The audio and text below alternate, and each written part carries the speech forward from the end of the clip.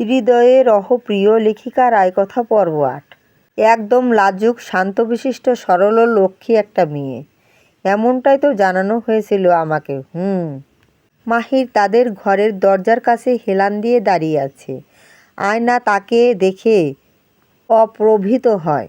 কিছুক্ষণ আগেই সেই দৃঢ়তা, জেদ ও আত্মবিশ্বাস যেন কিছুটা দমে যায়। কোনো রকম পক্ষপাত ছাড়াই এমন আচরণ করা মেয়ের প্রতি নৈতিকবাচক ধারণা হওয়াই স্বাভাবিক।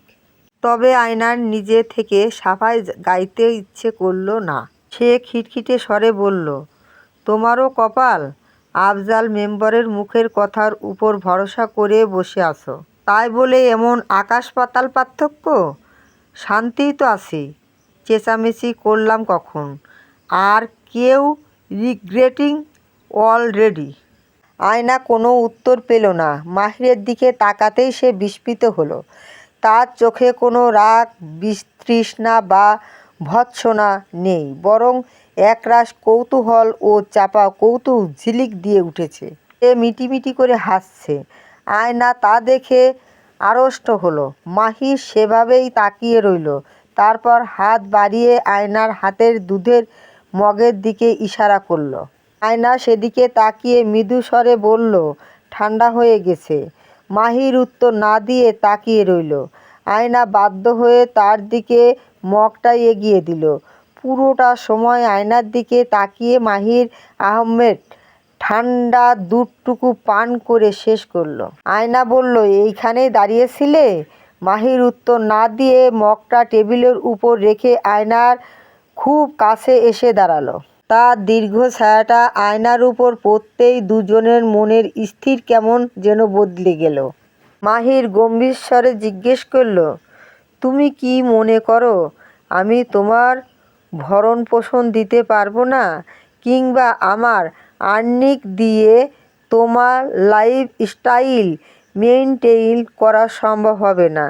তাই কি আজ রাতে নিজের ঘরটাকে এমন কুরুক্ষেত্র বানালে? আয়না এক মুহূর্ত থমকে গেল। তবে মাহিরের এই সরাসরি আক্রমণে সে দমে যাওয়ার পাত্রী নয়। সে মাহিরের চোখের দিকে সরাসরি তাকিয়ে বলল, আমি এদেশের সবচেয়ে ধনী লোকটাকে বিয়ে করলেও ঠিক এই কাজটাই করতাম। ওনার কাছে আমার যে হক তার কড়াকড়ি পর্যন্ত আমি বুঝে নিতাম। এটা আমার লাইফস্টাইলের বিষয় না, এটা আমার প্রাপ্য।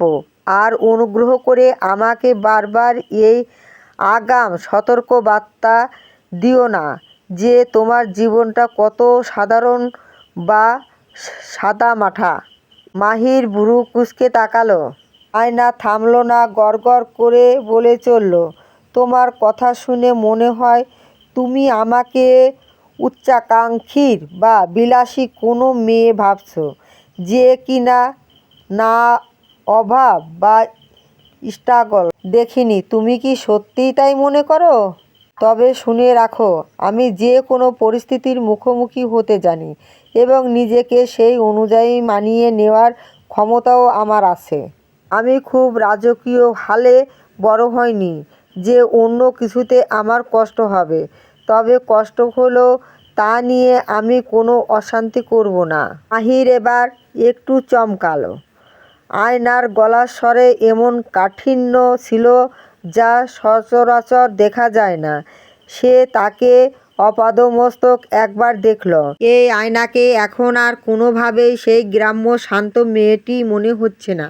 মাহির একটু সময় নিয়ে বলল, আমি তোমাকে বিলাসী ভাবিনি আয়না, কিন্তু তোমাকে মানতে হবে যে পরিস্থিতির পরিপ্রেক্ষিতে আমার মনে এমন প্রশ্ন জাগা খুব স্বাভাবিক, যেখানে তুমি নিজে থেকে আমাকে কোনো কিছু জানাও না। কোথায় কত কিছু তো বলে ফেলেছি ইতিমধ্যে। তুমি তোমার প্রয়োজন মতো জানাচ্ছ, নিজেকে রহস্যের আড়ালে রাখছো। আয়নায় এক মুহূর্ত চুপ থাকলো, তারপর খুব ধীর গলায় বলল, হয়েছে, তুমি বিশ্রাম করো, অনেক রাত হয়েছে, কাল আমাদের বেরোতে হবে। আয়না আলমারি থেকে নিজের কিছু কাপড় গোছাতে শুরু করলো। মাহির আর কোনো কথা বাড়ালো না। সে দীর্ঘশ্বাস ছেড়ে লেপের নিচে গিয়ে গা ঢাকা দিল। কামিনীর ঘরের দরজার একটা পাল্লা সামান্য ভেজানো ছিল। ভেতরে আলো খুব কমিয়ে রাখা হয়েছে। অন্ধকারে তারা ভয় পায়। খাটের উপর কামিনী আর কাশিপ অঘোরে ঘুমাচ্ছে। আয়না চলে গেল। এই ঘরটা কামিনী নিয়ে নেবে। 8 বছরের কাশিপ লেপটা এক পাশে সরিয়ে দিয়ে কামিনীর গায়ের উপর হাত তুলে দিয়ে অদ্ভুত ভঙ্গিতে শুয়ে আছে। আয়না নিঃশব্দে বিছানার একপাশে বসল। কাশিপের কপালে লেপ্টে থাকা চুলগুলো আলতো করে সরিয়ে দিতেই সে অধর ঘুমে চোখ মেলালো। বড় বোনকে দেখে তার সারা মুখে হাসি ফুটে উঠল। সে এক ঝলকায় উঠে আয়নাকে জড়িয়ে ধরে বলল, আপা, আজকে আমাদের সাথে ঘুমাবা, ওই ঘরে যাবে না। কামিনী জেগে গেল। বোনকে এভাবে কাছে পেয়ে সে খুশিতে টগবগ হয়ে লেপটা একটু সরিয়ে জায়গা করে দিল। সে ফিসফিস করে বলল, আসো আপা, প্লিজ, তুমি মাঝখানে শোও। কাল তো চলেই যাবে, আজকে আমাদের সাথেই থেকো। দুলাভাই কিছু বলবে না, দেখো, কেউ জানতে পারবে না। আয়না তাদের আবদার ফেলল না। যে কোনো সম্পর্কের আবেগ প্রকাশে সে বরাবরই কৃপণ। তাদের সাথে আহ্লাদ করেছে খুব কম, তবুও আজ সে মাঝখানে শুলে দুই পাশ থেকে দুই ভাই বোন তাকে আষ্টে পৃষ্ঠে জড়িয়ে ধরল। সে কাশিপের দিকে তাকিয়ে কড়া গলায় বলল, কাশিপ, কাল থেকে কিন্তু আমাকে আর পাশে পাবি না। ফজরের আজান দিলে সাথে সাথে বিছানা ছাড়বি। সৎ মা যেন তোকে ডাকার জন্য লাঠি নিয়ে না আসে, মনে থাকবে? কাশিপ মাথা নেড়ে বলল, মনে থাকবে আপা, কিন্তু তুমি না থাকলে আমাকে অঙ্ক কে বুঝিয়ে দেবে? আয়নায় একটু গাম্ভীর্য নিয়ে বলল, কেন, কামিনী আছে না? না হলে আব্বাকে বলবি হোম টিউটর এনে দিতে। অন্য সাবজেক্ট নিয়ে কিছু বলবো না, কিন্তু অঙ্কে যদি 1 নম্বরও কম ওঠে তবে দেখিস তোর খবর আছে। আর এই কামিনী, আমি তোর নামে একটা অ্যাকাউন্ট খোলার ব্যবস্থা করেছি। তুই খুব সাবধানে থাকবি। তোর আব্বা বা মেম্বার যাই বলুক, পড়াশোনা ছাড়বি না। কেউ জোর করে বিয়ের কথা তুললে আমাকে সাথে সাথে জানাবি।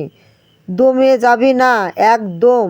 কামিনী ভয়ে আয়নার বুকে মুখ লুকিয়ে বলল, আমি তোমার মতো শক্ত হতে পারবো তো আপা? আমার তো খুব ভয় লাগে। আয়না ইতস্তত করে কামিনীর মাথায় হাত বুলিয়ে দিতে দিতে দৃঢ় স্বরে বলল, ভয় পেলেই ওরা তোকে গিয়ে খাবে। আমি এতদিন যে লড়াইটা করলাম সেটা কেবল আমার জন্য না, তোদের পথটা পরিষ্কার করার জন্য। তোদের যেন কখনো কারো কাছে হাত পাততে না হয়। আর শোন, প্রেমের দিকে মোটেও নজর দিবি না। ওসব কোনো কাজের জিনিস না। পড়াশোনা শেষ করে সব করিস, এখন না। আর তুই তো একদমই পড়াশোনা করিস না কাশিপ। ভালো ভার্সিটিতে চান্স পেতে হবে। মনে রাখবি, বিদ্যা না থাকলে এই সমাজে তোকে কেউ সম্মান করবে না। কাশিপ ঘুম জড়ানো গলায় বলল, আপা, তুমি কি অনেক দিন পর পর আসবে?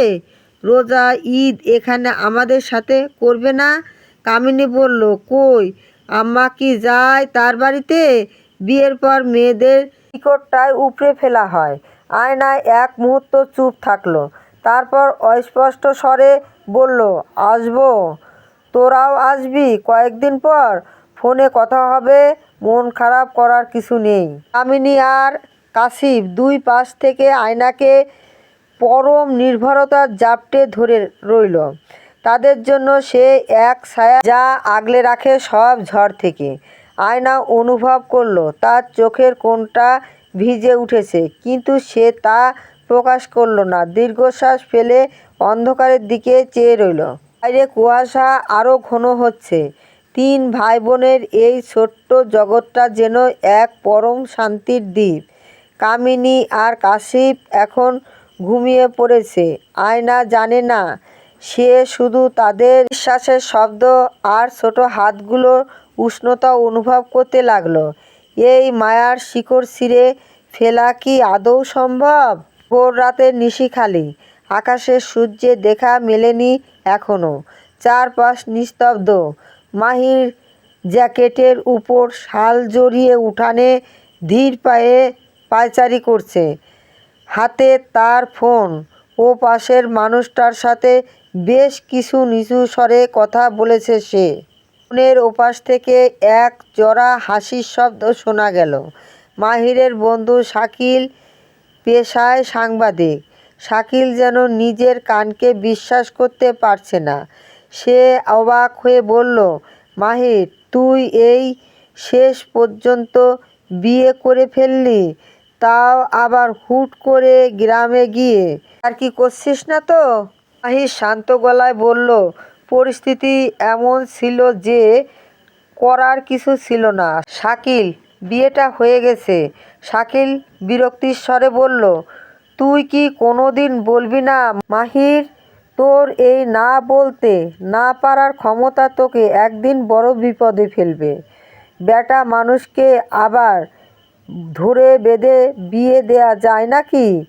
তোর এই অতিরিক্ত পরোপকার আর মানুষের ঝামেলা নিজের ঘাড়ে নেওয়ার স্বভাব তোকে আরও ভোলাবে দেখিস।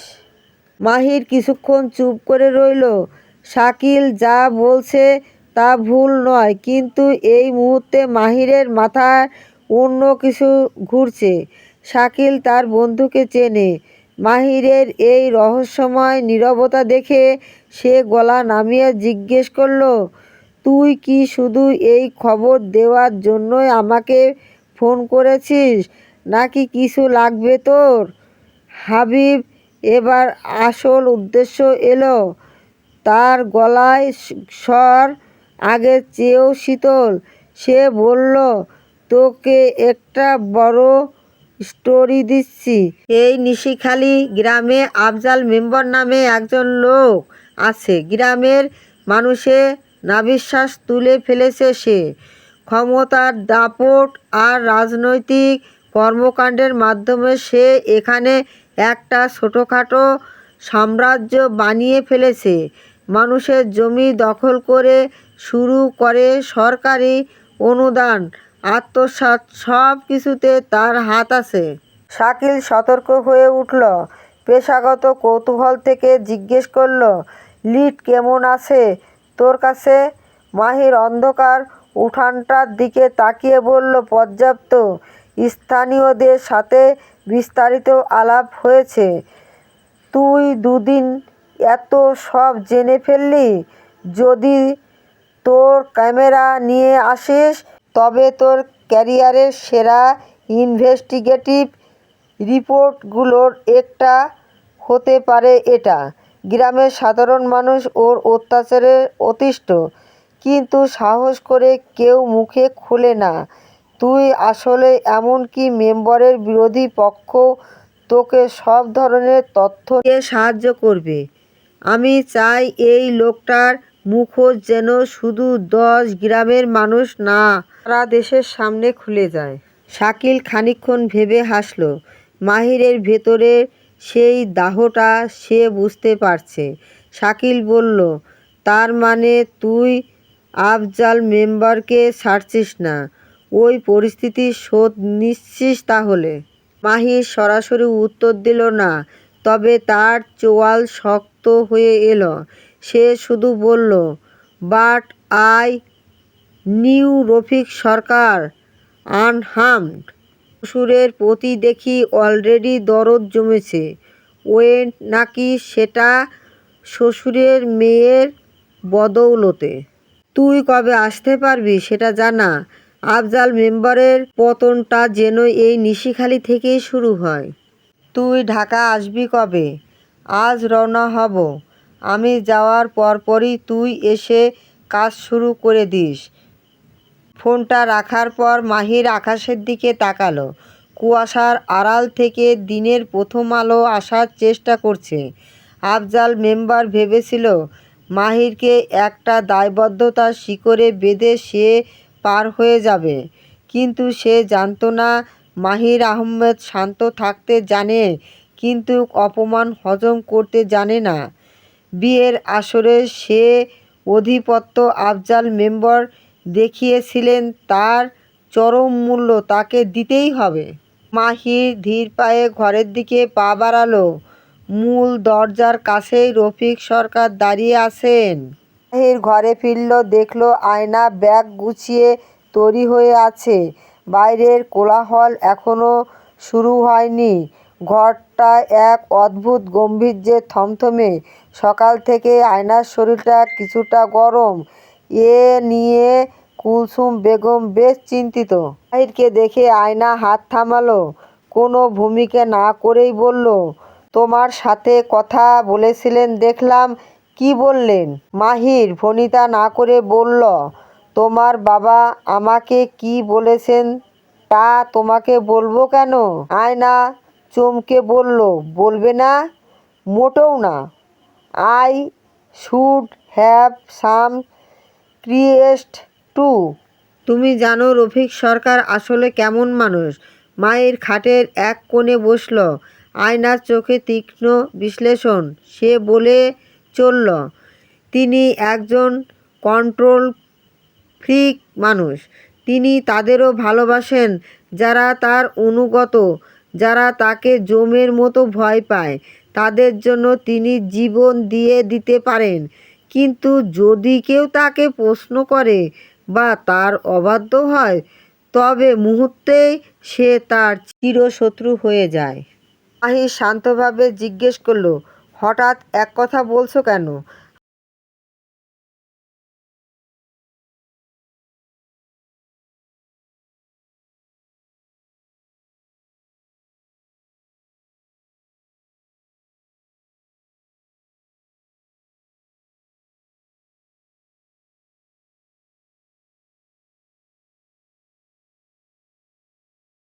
আয়না সোজা হয়ে দাঁড়িয়ে মাহিরের চোখের দিকে তাকালো।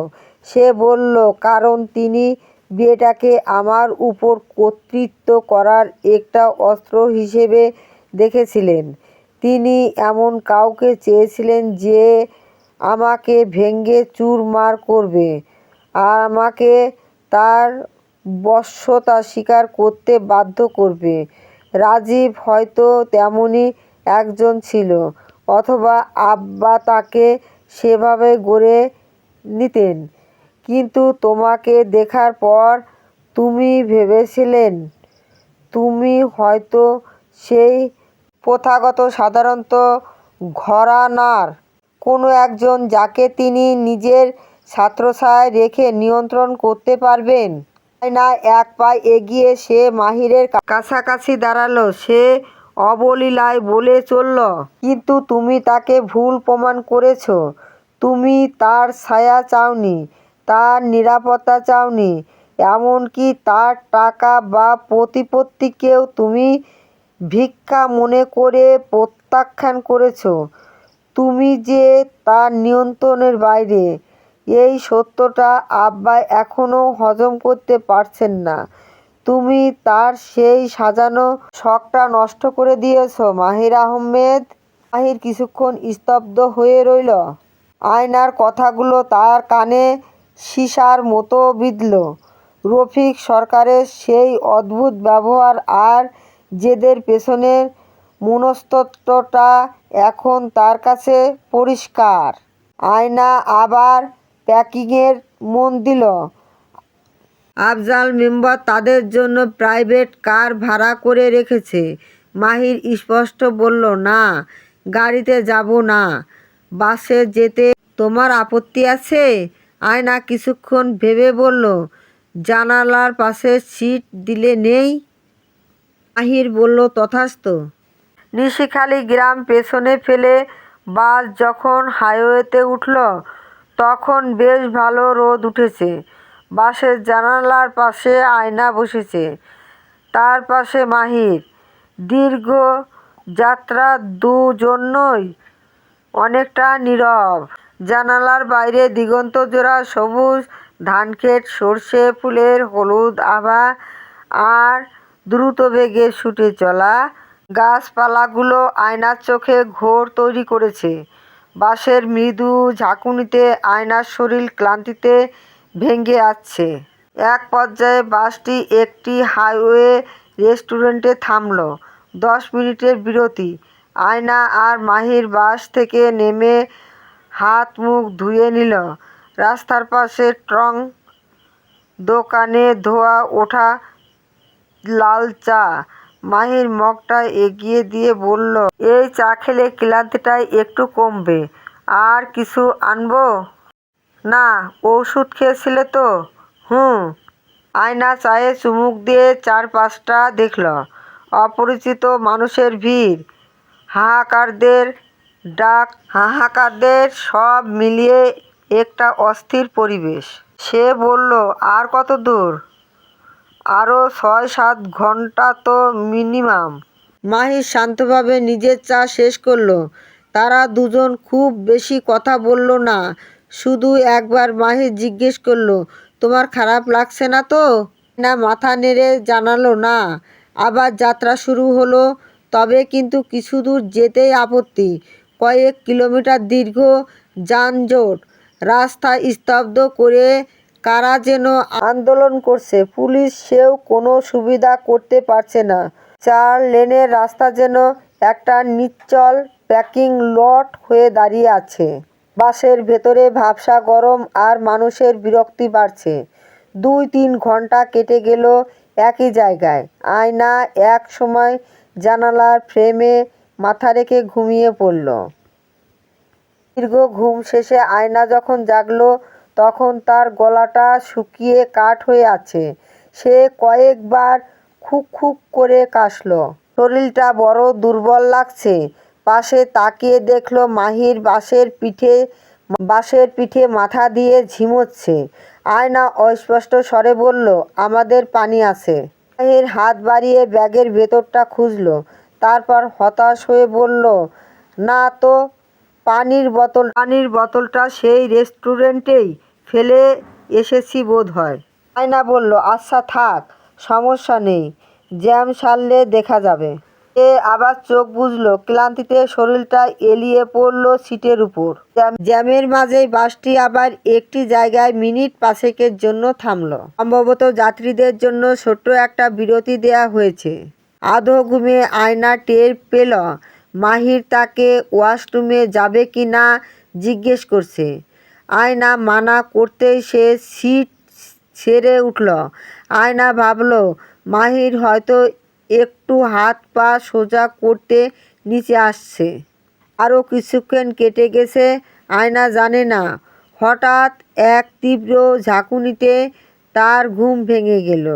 সে চোখ মেলে দেখল জ্যাম কেটে গেছে। বাস এখন ঝড়ের বেগে ছুটে চলছে।